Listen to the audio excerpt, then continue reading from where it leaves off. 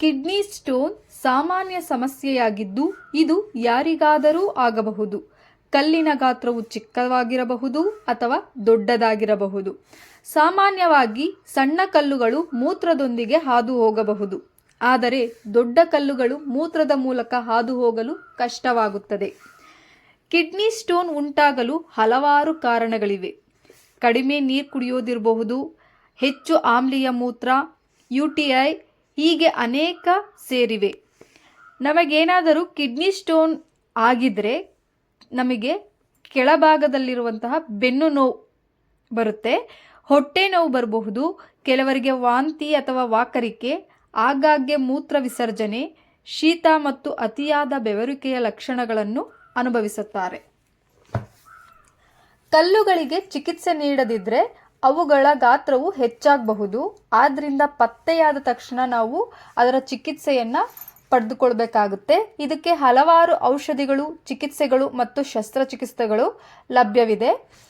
ಕೆಲವು ಮನೆಮದ್ದುಗಳು ಕೂಡ ಕಿಡ್ನಿ ಸ್ಟೋನ್ಗಳನ್ನು ಕರಗಿಸಲು ಸಹಕಾರಿಯಾಗಿವೆ. ಅವು ಯಾವ್ಯಾವಂತ ನೋಡೋಣ. ಇದು 10 mm ಒಳಗಡೆ ಏನಾದರೂ ಸ್ಟೋನ್ ಇದ್ದರೆ ಇದು ನಮ್ಮ ಮನೆಮದ್ದುಗಳಲ್ಲಿ ವಾಸಿಯಾಗಂಥದ್ದೇ. ದಂಡೇಲಿಯನ್ ಚಹಾ.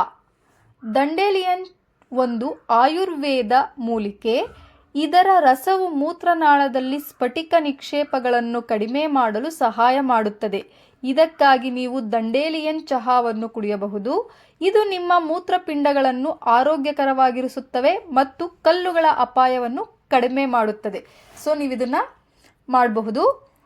ಮತ್ತು ಹೆಚ್ಚಿನ ನೀರನ್ನು ಕುಡಿಯೋದು.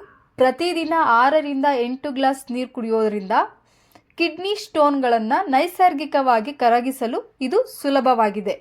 ನೀರಿನ ಹೊರತಾಗಿ ಮನೆಯಲ್ಲಿ ನಾವು ತಯಾರಿಸತಕ್ಕಂತಹ ತಾಜಾ ಹಣ್ಣಿನ ರಸಗಳಾದ ದಾಳಿಂಬೆ ರಸ, ನಿಂಬೆ ಪಾನಕ ಇವುಗಳನ್ನು ಕೂಡ ಉತ್ತಮ ಪರ್ಯಾಯವಾಗಿದೆ.